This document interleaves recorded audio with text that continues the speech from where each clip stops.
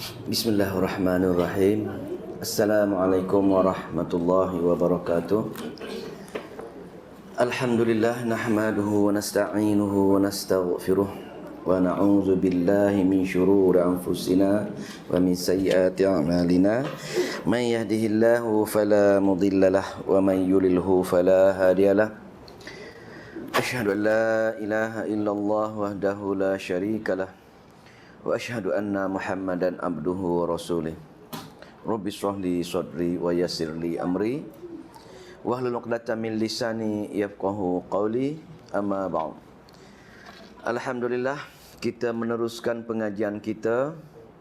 Malam ini kita masuk surah Al-Qadar. Surah yang agak menarik lah. Dia cuma 5 ayat. Kita boleh habis cepat, kita boleh balik awal.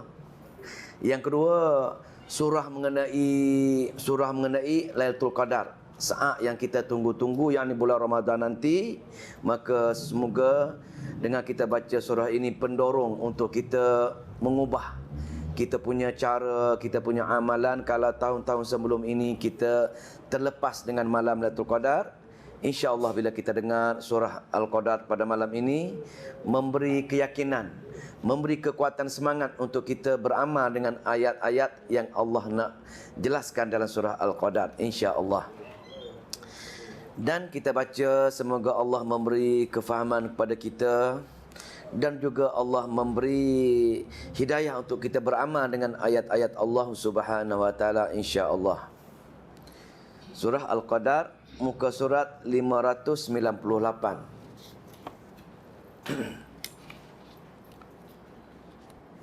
A'udzu billahi minasyaitonir rajim. A'udzu billahi minasyaitonir rajim. Bismillahirrahmanirrahim. Bismillahirrahmanirrahim. Inna anzalnahu fi lailatul qadr. Inna anzalnahu fi lailatul qadr. Wa ma adraka ma lailatul qadr. Wa ma adraka ma lailatul qadr. Lailatul qadri khairun min alfi syahr. Lailatul qadri khairum min alfi syahr. Tanazzalul malaikatu war-ruhu fiha bi'izni rabbihim min kulli amr. Tanazzalul malaikatu war-ruhu fiha bi'izni rabbihim min kulli amr. Salamun hiya hatta matla'il fajr.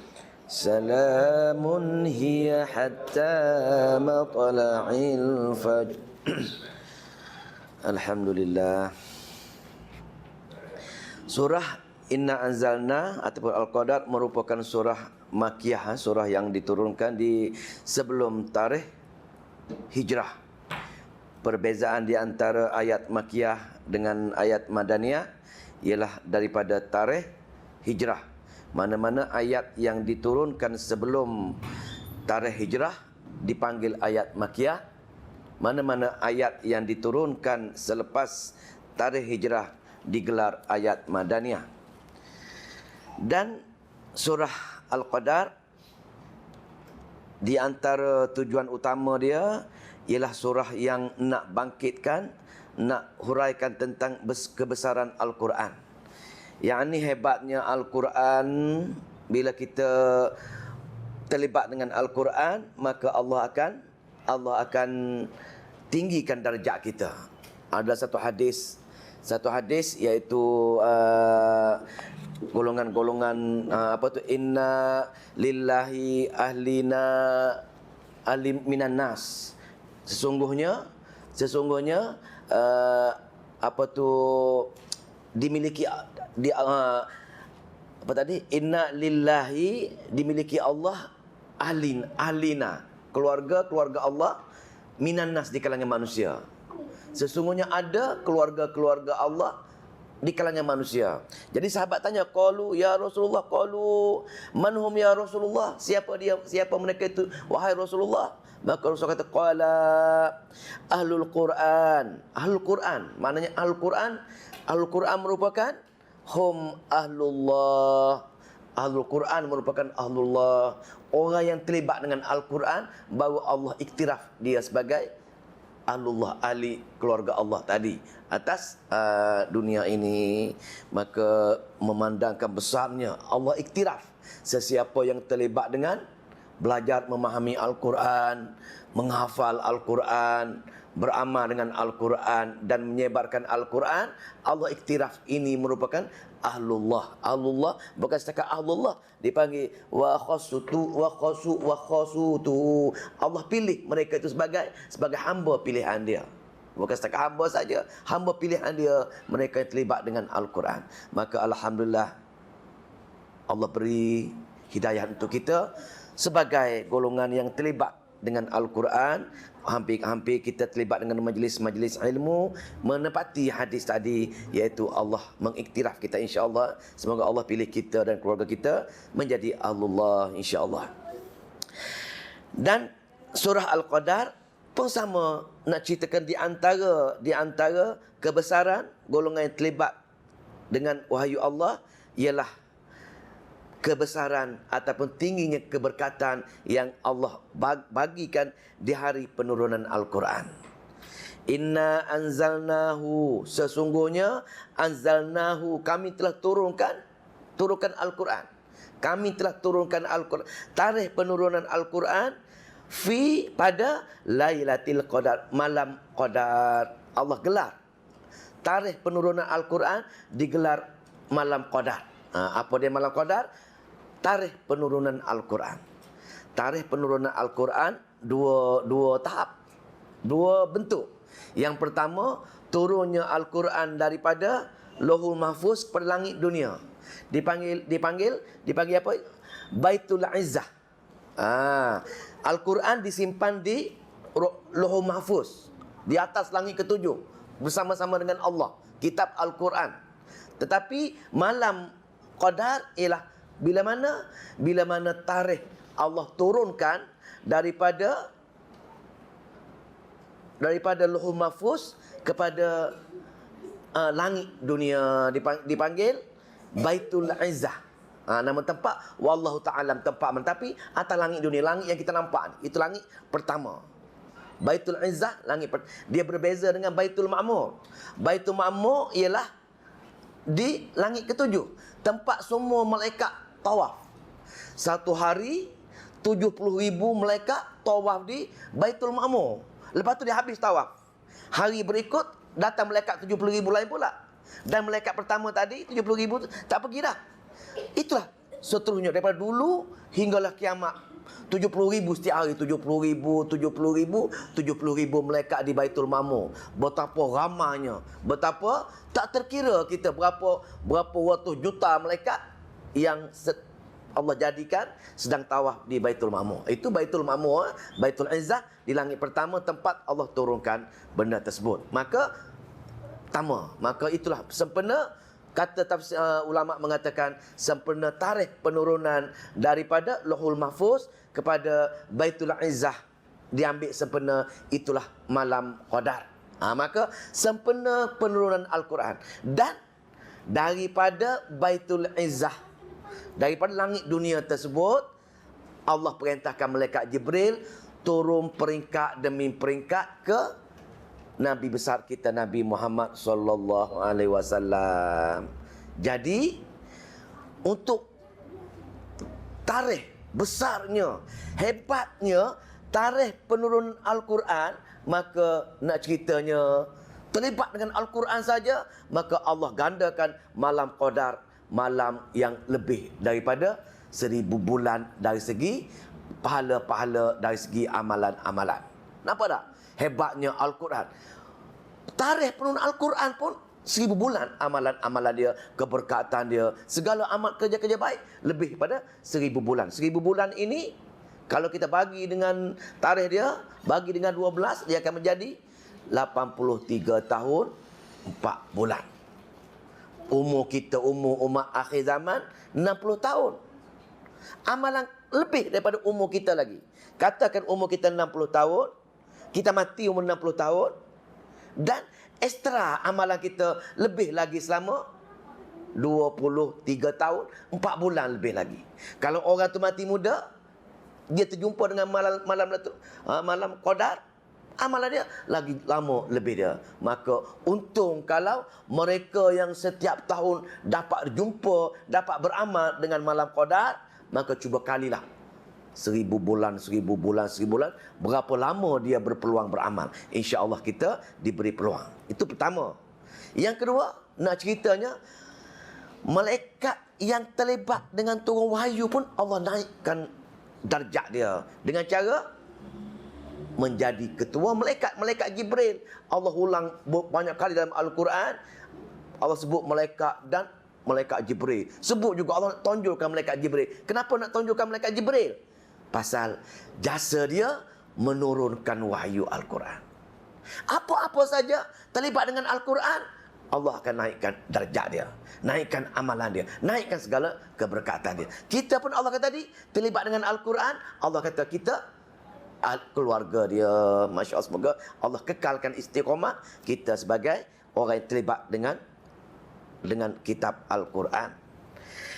Maka ayat ni, inna anzalnahu, Allah turunkan tu fi lailatul qadri, pada malam Lailatul Qadar. Maka nak cerita di sininya betapa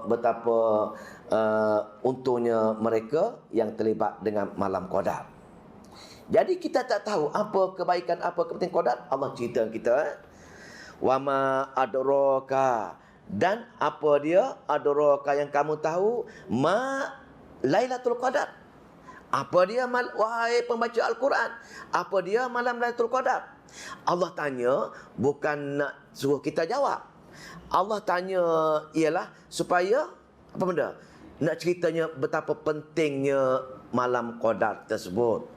Ada peristiwa yang penting sangat. Kenapa Allah ulang-ulang tanya balik apa dia malam Lailatul Qadar? Begitu juga ayat lain, Al-Qari'atu mal-Qari'ah, wa ma adraka mal-Qari'ah. Apa dia hari yang mengerikan? Apa dia? Maka Allah ulang pasal pentingnya sangat. Kalau ayat Al-Qam merujuk pada hari kiamat, jadi Allah ulang apa dia hari kiamat tersebut. Nak ceritanya betapa ngeri, betapa pentingnya hari kiamat tersebut, bagaimana kita nak menemui amalan-amalan kita. Jadi begitu juga dengan malam Qadar. Allah nak cerita betapa pentingnya malam Qadar. Allah tanya, Allah repeat soalan dia. Wa ma adraka ma Lailatul Qadar. Wahai pembaca Al-Quran, pasal Allah sedang bercakap dengan kita sekarang. Pasal kita baca Al-Quran, kita dengan Allah. Allah sedang bercakap dengan kita. Apa dia, Syekh? Malam Lailatul Qadar ni yang kau baca ini. Maka tanya kita, bukan suruh kita jawab. Pentingnya malam Lailatul Qadar tersebut. Peri pentingnya. Kenapa penting? Pasal Allah nak wujudkan suasana kepentingan tersebut. Apa dia? Lailatul Qadri, malam Lailatul Qadar. Malam Qadar ialah khairun, lebih baik. Khairun, lebih baik. Alfi syahrin, minal alfi syahr, lebih baik daripada 1000 bulan. Nak cerita di sini tuan-tuan puan-puan yang muliakan, dari segi kebaikan, dari segi kelebihan, segala amalan kita lebih daripada 1000 bulan. Dan di antara Qadar pun ada dua maksud. Ada dua maksud. Yang pertama, kemuliaan, lebih daripada 1000 bulan. Satu perkara lain lagi, ikut tafsir ulama, malam Qadar ini dipanggil takdir. Takdir. Kita kena ingat, ilmu takdir kita ini, dia ada dua takdir. Dua takdir yang besar. Takdir yang di Lauhul Mahfuz ataupun takdir yang muallaq, takdir yang atas dunia ini. Walaupun bagaimanapun, takdir yang duduk atas dunia ini takdir muallaq ini berbagai-bagai nama, ada dinamakan berbagai-bagai nama, ada namakan takdir harian, ada namakan takdir tahunan, ada dikatakan takdir masa kita Allah ciptakan manusia di perut mak kita, masa takdir ketika Allah ciptakan Nabi Allah Adam. Ada 5 tahap takdir. Tetapi takdir azali, takdir yang tak berubah ialah takdir di Lauhul Mahfuz. Allah buat umum. Allah buat umum takdir tersebut. Tetapi takdir-takdir yang lain berubah. Seperti mana takdir kita yang kita belajar ini ialah ayat Qadar ini. Malam Qadar ialah nama bagi satu takdir di mana takdir tahunan. Setiap tahun Allah akan mengubah takdir kita bergantung pada amalan-amalan doa kita pada setiap malam Qadar. Maka amat rugi. Pasal apa? Pasal ketika itu setiap tahun Allah akan mengubah takdir kita mengikut tahun tersebut. Bila mana? Bila Allah menurunkan malaikat menurunkan takdir pada malam Qadar tersebut. Jadi dua tafsiran ayat Qadar. Yang pertama mengenai takdir tadi, yang kedua mengenai kemuliaan pada malam tersebut. Dua-dua akan mendatangkan keuntungan bila kita beramal pada malam tersebut. Kalau kita sempat beramal untuk takdir, maka insya-Allah kita berdoa dengan Allah, Allah akan mengubah takdir yang tahunan kita setahun, mengubah. Mungkin umur kita dipanjangkan, rezeki kita meningkat, walaupun rezeki di Lauhul Mahfuz tak tahu, tapi rezeki pada Qadar itu akan berubah mengikut Qadar tersebut. Maka itu dipanggil takdir tadi. Maka zahirlah sekarang ini sayang kalau kita sia-siakan peluang malam Qadar, pasal di samping adanya kemuliaan, yang penting lagi ialah mengubah takdir kita tersebut. Katakan umur kita dalam hadis lain, dalam hadis lain untuk takdir harian, kadang-kadang untuk meningkatkan umur kita, apa dia? Kita banyak sedekah dengan mewujudkan silaturahim. Itu cara boleh meningkatkan umur kita. Umur kita mati sepatutnya 40 tahun. Tetapi dengan sebab kita ubah harian kita berdoa, kita mewujudkan silaturahim. Silaturahim berbeza dengan ukhuwah Islami, berbeza tau. Silaturahim ialah rahim yang sama, yakni kaum keluarga. Kita tak boleh memutuskan hubungan dengan kaum keluarga. Kalau kita memutuskan, tadi umur kita pendek. Kalau kita memanjangkan, membaik dengan keluarga kita, umur kita panjang. Mungkin pas takdir, itu takdir harian. Sama juga dengan takdir pada malam Qadar ini. Maka insya-Allah bila kita banyak sedekah, banyak infak harta, kita banyak tak pernah bergaduh dengan keluarga kita, umur kita mati 40 tahun, Allah gandakan kepada umur 80 tahun. Itulah takdir daripada tadi. Dalil daripada tadi dalam ayat Al-Quran, tuan-tuan perlu tengok dalam ayat Al-Quran surah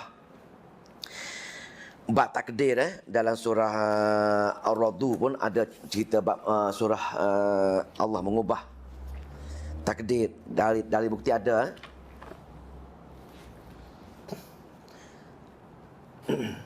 Saya pasal pendek sangat ayat tu, kena tengok dalil bukti supaya cukup sejam masa kita. Kalau tidak, setengah jam rugi masa. Rugi dalam majlis ilmu. Pasal apa? Pasal sayang. Kalau kita rugi dalam majlis ilmu, sayang. Pasal majlis ilmu suatu majlis yang ada keberkatan. Allah menyebut nama kita di hadapan malaikat. Wahai malaikat, tengok apa tu? Polan itu duduk dalam majlis ilmu, catat nama dia dalam syurga aku. Itu mana kita kena rugi.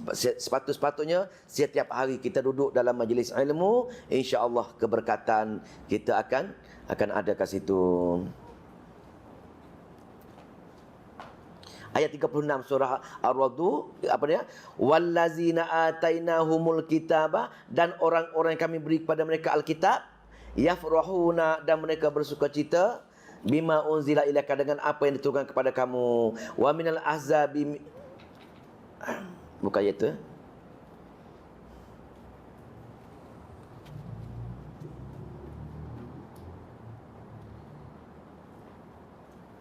Oh, 39.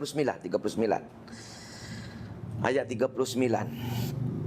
Yamhullahu, menghapuskan oleh Allah, ma yasha'u wa yuthbitu, apa yang dikehendaki dan dimenetapkan. Allah telah buat takdir, tapi Allah boleh hapuskan takdir tersebut. Ini dalil dia. Maka di situ Allah boleh hapuskan takdir tadi. Likulli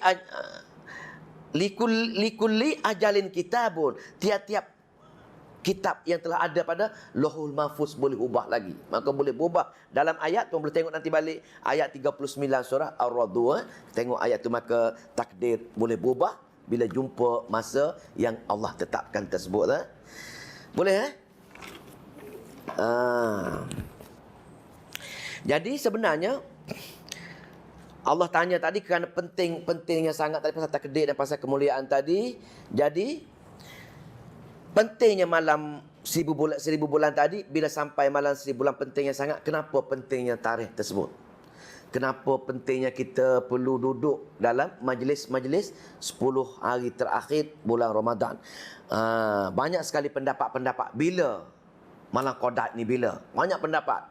Ikut kata Syauqani ada 40 lebih. Imam Syauqani dia kata ada 40 lebih pendapat. Bila malam Lailatul Qadar? Malam yang mulia, sama ada kemuliaan dia ataupun takdir tadi, mana 40 pendapat.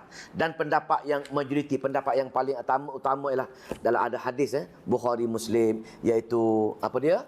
Carilah Lailatul Qadar di 10 malam terakhir Ramadan. 10 malam terakhir bulan Ramadan, ada hadis sahih Bukhari Muslim ada pada hari tersebut, 10 hari terakhir Ramadan. Dan lebih kecil lagi ada hadis yang lain pula, carilah Lailatul Qadar di malam ganjil 10 malam terakhir dalam bulan Ramadan. 10 hari terakhir bulan ganjil.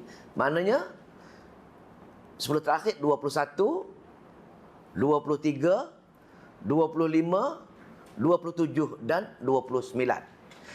Cuba usahakan 5 hari terakhir. Tapi nak sempurna dapat, cubalah yang 10 hari terakhir bulan Ramadan. Pasal dalam surah Wal Fajri pun ada kan. So kita baca Wal Fajri. Walayalin ashr, dan malam-malam ke-10. Ada kan, kita belajar dulu tempoh keberkatan untuk kita beramal. Wal Fajri walayalin ashr, pada hari yang ke-10. Nak selamat, nak selesa, cuba beramal pada 10 hari terakhir dalam bulan Ramadan.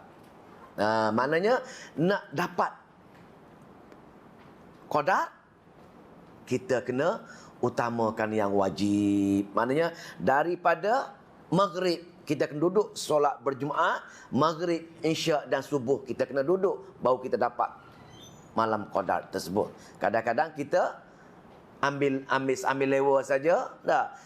Maghrib semayang kat rumah, isyak kat rumah, tarawih baru pergi ke surau masjid, terbalik.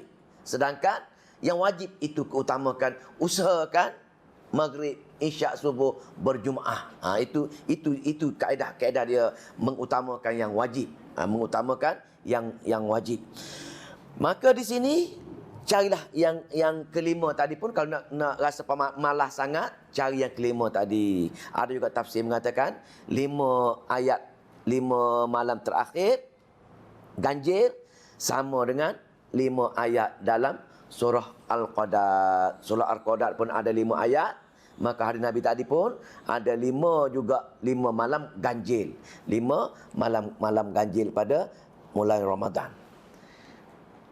Kenapa Allah tak ceritakan, bagi tahu kita? Kan senang, 27 hari bulan, setiap bulan tu Qadar kita boleh beramal. Ada hikmah dia. Ada hikmah kenapa Allah rahsiakan. Hikmah yang pertama ialah supaya kita tambahkan amalan-amalan kita. Kalau 10 malam terakhir kita bagi tumpuan, maka 10 malam terakhir kita beramal. Hikmah yang pertama. Hikmah yang kedua ialah untuk memilih orang yang benar-benar berjuang.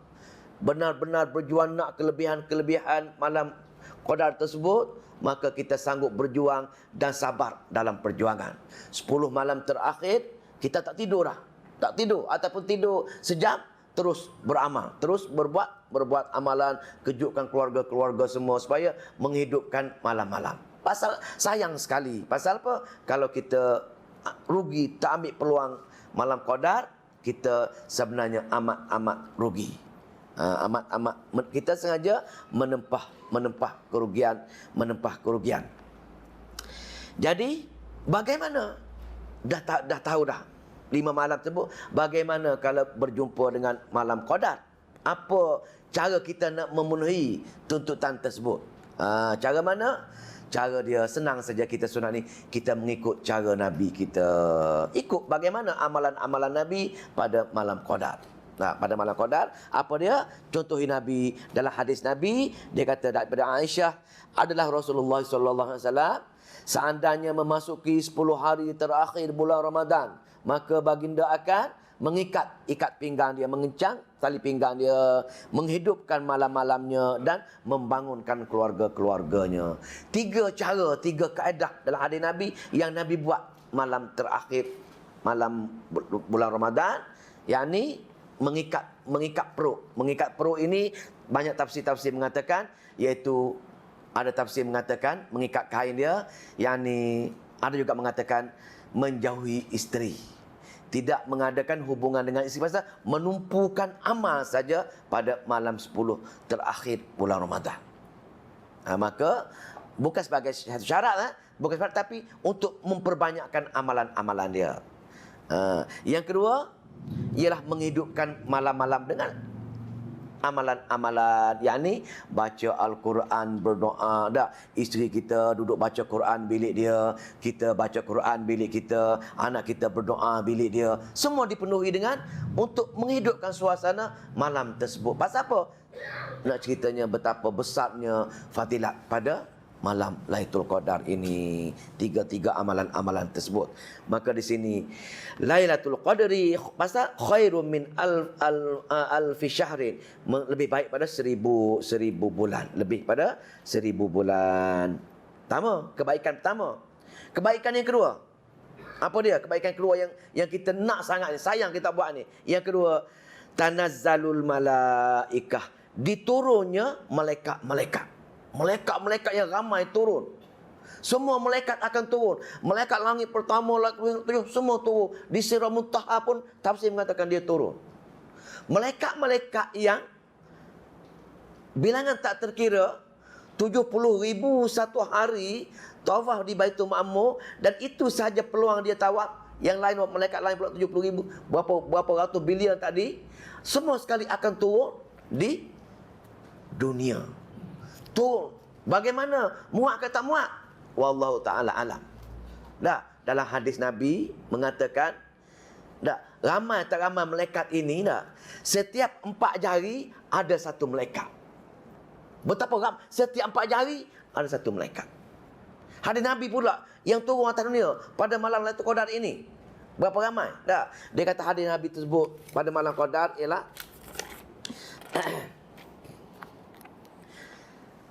hadis dia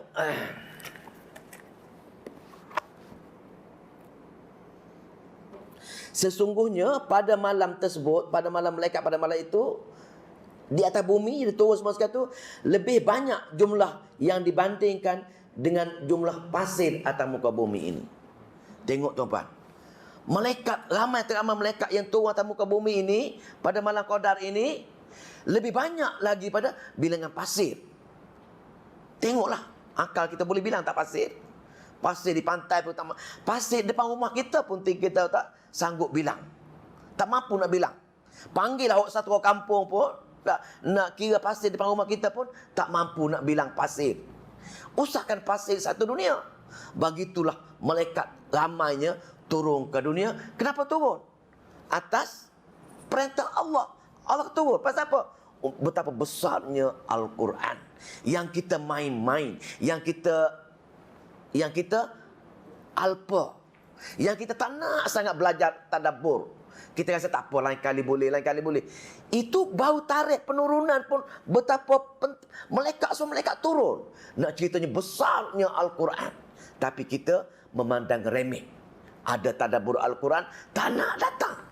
Tunggu minggu depan, tengok betapa besar, betapa pentingnya Allah arahkan malaikat. Semua malaikat-malaikat turun ke bumi kerana mengenang tarikh turunnya Al-Quran. Bukannya Al-Quran lagi, tarikh turun Al-Quran. Betapa hebat, betapa besarnya tarikh tersebut. Maka semua malaikat akan turun.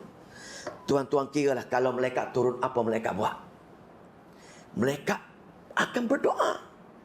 Akan berdoa kepada setiap manusia yang bangun tengah malam, menikmati malam qadar tersebut. Bila malaikat berdoa, biasalah mereka berdoa, apa dia? Ampun dosa, bagi rahmat, bagi rahmat, bagi syurga, jauhi neraka. Apa lagi doa-doa malaikat? Dan surah Ghafir ada mereka tak doa-doa malaikat. Yang pentingnya Allah berbangga dengan yang duduk majlis pada malam itu. Jadi bila malaikat turun, amat-amat beruntung. Amat-amat beruntung semua malaikat akan mendoa kita, malaikat yang tak ada kesalahan, tak ada kecacatan. Ini malaikat, malaikat turun tempat-tempat yang ada keberkatan. Satu kisah tersebut, Nabi ada janji ada appointment dengan malaikat Jibril. Malaikat Jibril turun pasal dia bawa Quran. Nabi kata tunggu Nabi lah, tunggu pada sekian-sekian. Masa tu belum ada jam lah. Dia janji sekian-sekian hari, sekian-sekian masa, malaikat Jibril datang nak jumpa Nabi. Datang nak jumpa Nabi. Maka Nabi tunggulah dengan tongkat, pakai tongkat tunggu. Gelisah Nabi. Sampai janji, malaikat tak turun. Jibril tak turun. Maka Nabi risau. Nabi tengok kawasan sekitar dia. Takkan dia kata Allah mungkir janji. Takkan malaikat utusan Allah pun mungkir janji. Mustahil kata. Dia tengok sekitar dia. Dia tengok satu anak anjing ada di bawah pangking tempat dia duduk tu. Ada tiba-tiba daripada mana anak anjing tadi. Maka pun dia kata, wahai Aisyah, kenapa anak anjing ada kat sini? Aisyah kata, saya pun tak tahu wahai Rasulullah, bagaimana tiba-tiba anjing berada di sini? Anak anjing, bukan ibu anjing, anak anjing. Maka Nabi pun perintahkan Aisyah supaya keluarkan anak anjing tersebut. Keluar saja maka sampailah Jibril daripada pintu rumah dia. Maka Nabi tanya, wahai Jibril, aku lama dah tunggu kamu, kenapa kamu baru sampai? Jibril kata, bagaimana aku nak sampai wahai Rasulullah? Di rumah kamu ada anak anjing. Rupa-rupanya sabit ada anak anjing, malaikat tak masuk rumah. Dua perkara ada. Ada gambar, ada anjing, malaikat tak masuk rumah. Kalau macam itu, tak mati dah kita pasal malaikat tak cabut nyawa. Ini cuma malaikat rahmat. Malaikat yang membawa rezeki, malaikat yang membawa ketenangan, malaikat yang membawa sakinah yang tak masuk. Malaikat yang cabut nyawa, kita tak boleh elak. Dia mesti sampai. Macam mana kita nak lari pun, dah belalah anjing 10 ekor, anjing besar-besar pun, kononnya untuk elak malaikat, pasti malaikat akan sampai. Tapi malaikat rahmat tak akan masuk yang ada gambar dengan yang ada anjing. Sesiapa yang ada gambar, dengan hadis macam ini kita kena buanglah. Pasal dikhawatiri macam malaikat Jibril tadi. Itu Maka tanzil ayat ni tanzilul malaikah, maka turunlah malaikat-malaikat. Malaikat yang ramai. Malaikat yang lebih ramai lagi daripada biji-biji pasir atas muka bumi. Malaikat yang 70,000 sehari tawaf di Baitul Ma'mur, hanya sekali tu peluang dia tawaf. Begitulah ramainya malaikat turun atas muka bumi, dia mendoakan kita. Seronok sangat bila dia menengok kita berdoa, beramal pada malam qadar tersebut. Lepas tu tanazzalul malaikah, malaikat-malaikat, semua malaikat-malaikat ada tafsir mengatakan walau malaikat di Sidratul Muntaha pun turun. Waruhu, dan ruh. Ruh dalam Al-Quran banyak ruh. Ruh orang hidup mati pun ruh. Malaikat Jibril pun ruh. Al-Quran pun ruh. Golongan-golongan yang terlibat dengan ruh. Pasal ruh yang benar ialah ruh Al-Quran. Sebab tu Allah panggil ruh. Jibril dipanggil ruh kerana dia bawa ayat-ayat Al-Quran. Maknanya ada kaitan dengan Al-Quran saja, maka Allah baik pangkat dia dipanggil ruh. Waruhu maknanya malaikat Jibril. Malaikat Jibril dipanggil ruh dan malaikat Jibril. Kenapa Allah sebut malaikat apa sebut? Jibril apa sebut? Itulah hebatnya Al-Quran. Allah berulang kali nak tonjolkan hebatnya malaikat Jibril, tugas dia menyampaikan wahyu, maka Allah naikkan darjah dia berulang kali. Allah ceritakan dalam Al-Quran dia. Ruh, gelaran dia. Walaupun malaikat lain, tak lupa malaikat Jibril, ketua. Maka tuan-tuan puan-puan, petanda untuk kita, pengajaran kita, bila malaikat Jibril pun Allah angkat sebegini rupa, atas dasar dia membawa wahyu saja, kita yang belajar wahyu, memahami wahyu, beramal dengan wahyu, maka Allah akan naikkan darjat kita. Berulang kali Allah sebut nama di depan malaikat untuk mencatat nama kita dalam syurga dia, insya-Allah. Maka di sini tanazzalul malaikatu warruhu, malaikat-malaikat dan malaikat Jibril, ketua malaikat yang ni pasal tugas dia menyampaikan wahyu, fiha padanya diturun biizni rabbihim, dengan izin Tuhan mereka. Tuhan yang mengarahkan. Tengok hari turun Al-Quran, besarnya, hebatnya Al-Quran, Allah perintahkan semua malaikat turun. Kita atas dunia lah, kalau terima arahan daripada orang besar, maka hebatnya peristiwa tersebut. Kalau Perdana Menteri arah, hari ini kita keluar semua ke tempat sekian sepasal, arahan menteri, kita pun rasa bangga besar hari kebesaran tersebut. Begitulah besarnya hari malam Qadar ini, yang Allah perintahkan semua malaikat-malaikat dia turun dengan izin dia. Turun dengan apa? Semua malaikat-malaikat turun dengan apa? Min kulli amrin, dengan segala urusan yang malaikat-malaikat bawa tersebut. Apa dia malaikat bawa? Dua tadi. Yang pertama, takdir tadi. Yang kedua, kemuliaan tadi. Dua perkara, takdir dan kemuliaan. Masya Allah, takdir boleh mengubah takdir kita. Umur kita 40 tahun berdoa, naik 80 tahun. Kita miskin, berdoa 80 tahun pada takdir malam Qadar tersebut. Takdir mu'allaq, takdir yang diubah takdir kita. Ampun dosa kita, takdir ampun dosa kita. Maka itulah. Dan juga kuli amri ini, kemuliaan tadi, kemuliaan si tadi, kemuliaan dapat pahala, ampun dosa, ketenangan, kesihatan, dicatatkan nama dengan syurga, doa malaikat, semua sekali bersama-sama dengan malaikat, min kulli amrin. Itulah maknanya hebatnya malam Qadar tersebut. Hebatnya malam Qadar tersebut, segala kenikmatan-kenikmatan yang kita ada, maka itulah perintah Allah, perintah semua sekali, maka itulah ketetapan yang Allah telah tetapkan untuk semua mengubah takdir kita. Maka sayang bila boleh mengubah takdir ini, kita tak ambil peluang, kita lepas peluang keemasan. Nabi kata, celaka, celaka, celaka 3 kali dalam hadis Nabi kata celaka. Kenapa? Mereka yang ada peluang beramal pada malam Qadar, dia tidak beramal pada malam tersebut. Nabi kata celaka. Banyak hadis-hadis lain yang bila kita ada peluang nak beramal pada malam Qadar, tapi kita sia-siakan peluang tersebut, maka mereka sengaja menolak kemuliaan, maka mereka sengaja menolak kemenangan. Maka tuan-tuan, dengar hadis-hadis macam ini, dengar kebesaran ayat-ayat macam ini, insya-Allah puasa tahun ni kita berusaha ajak anak kita, keluarga kita memenuhi malam, tuntutan malam dengan menghidupkan suasana malam sebagaimana hadis yang Aisyah kata tadi, bagaimana Nabi beramal dengan malam Qadar. Lepas tu ayat terakhir pada malam ini, salamun. Salamun apa dia? Selamat sejahtera. Salamun ini ada tiga definisi, 3 pengertian untuk salamun. Yang pertama, kalau ikut kata Imam Qatadah dalam tafsir At-Tabari, dia mengatakan salamun merupakan kebaikan, keberkatan, kemuliaan, segala-gala keindahan ada dalam ayat salamun. Maka selamat sejahteralah pada malam tersebut. Sehingga bila? Hatta sehingga matla'il fajr, sehingga terbitnya fajar, sehingga bukan habis subuh, sehingga terbitnya fajar. Maka daripada maghrib, daripada tenggelam matahari hingga timbulnya matahari, malam tersebut merupakan malam yang penuh kebaikan dan kemuliaan. Sebab itu malam Qadar diambil kira daripada maghrib. Maka sebelum maghrib nak malam Qadar, kita kena duduk dengan solat maghrib berjemaah, solat isyak berjemaah, solat subuh berjemaah.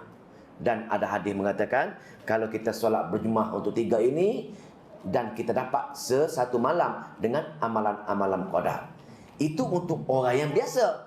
Dah. Tapi kalau Nabi pun tak tidur malam 10 terakhir bulan Ramadan, dia, keluarga-keluarga dia, takkan kita nak ikut cara Nabi, nak sekadar solat fardu tidur. Sayang peluang kemasan dah ada. Contohilah Nabi tadi pasal salamun, kemuliaan, keberkatan, dapat segala-galanya. Pertama, salamun yang kedua ialah keselamatan. Pun selamat juga. Selamat daripada neraka jahanam. Kenapa selamat? Malaikat-malaikat tadi yang berdoa untuk kita. Malaikat-malaikat yang seramai lebih lagi daripada bilangan pasir atas dunia ni. Berapa ratus bilion malaikat yang berdoa dengan kita. Kita pergi jumpa kawan kita yang nak pergi Mekah ke, nak pergi haji ke, nak pergi umrah ke. Syekh, bila kamu pergi ke Mekah, ingatlah aku dalam doamu. Supaya dia mendoa kita. Pasal apa? Pasal berkatnya Mekah, berkatnya Madinah. Kita suruh kawan kita, ini malam Lailatul Qadar, tak payah minta. Malaikat yang amat hebat, yang tak pernah langgar perintah Allah. Malaikat Israfil, tuan-tuan puan. Wahai Israfil, tugas kamu tiup sangkakala. Maka dia pun capai saja sangkakala, letak dekat mulut dia, menghadap ke telinga dekat Allah. Maka dia ready daripada dulu sehinggalah kiamat, baru dia stop tengok. Malaikat, orang yang tak pernah engkar arahan Allah, orang yang menyegerakan arahan Allah, itulah malaikat. Malaikat yang meniup sangkala. Sekarang ini dia sedang letakkan trompet itu di mulut dia, ready nak siap dengan mendengar arahan daripada Allah. Bila Allah kata tiup, maka dia pun tiup. Nak ceritanya begitulah hebatnya malaikat. Tak pernah langgar perintah Allah, tak pernah bantah arahan Allah. Segeralah dia buat. Itulah malaikat. Macam ini. Orang yang macam ini kita nak doa dia, doa yang berkat, doa yang makbul. Kenapa kita tak nak ambil peluang macam ini, tuan-tuan, puan-puan yang dimuliakan Allah? Maka sayang sekali kalau kita ambil peluang untuk mendapat doa malaikat macam ini. Maka dia kata, selamat kamu daripada api neraka. Pasal doa-doa malaikat tadi. Dan yang ketiga, salamun yang ketiga ialah ucapan salam juga. Bacaan salam juga daripada malaikat-malaikat. Pasal salam assalamualaikum, salamun. Di syurga-syurga pun salamun alaikum. Ucapan salam, selamat sejahtera lah wahai manusia yang telah duduk pada malam Lailatul Qadar, beramal pada malam Lailatul Qadar. Maka ketika itu selamat sejahtera lah semua sekali. Maka ianya akan membebaskan kita daripada neraka jahanam, insya-Allah. Itulah sebenarnya berakhir surah Al-Qadar, iaitu surah yang membincangkan bab pentingnya Al-Quran, hebatnya Al-Quran. Sekadar mengenang tarikh turunnya Al-Quran, Allah gandakan sesiapa yang beramal pada malam tersebut dengan lebih daripada 1000 bulan. Nak ceritanya Al-Quran lagi hebat sebenarnya. Hari jadi dia pun dah hebat macam itu. Usahakan Al-Quran yang kita sedang mempelajari sekarang ini. InsyaAllah bila kita dengar ayat-ayat pendorong, bila kita dengar ayat-ayat macam ini, semoga Allah pilih kita istiqamah. Kita nak sangat duduk dalam majlis-majlis ilmu yang di dalamnya ada mengajar ayat-ayat Allah, memperbesarkan Allah dan mentauhidkan Allah. Wallahu ta'ala alam. Yang berikut kita belajar surah.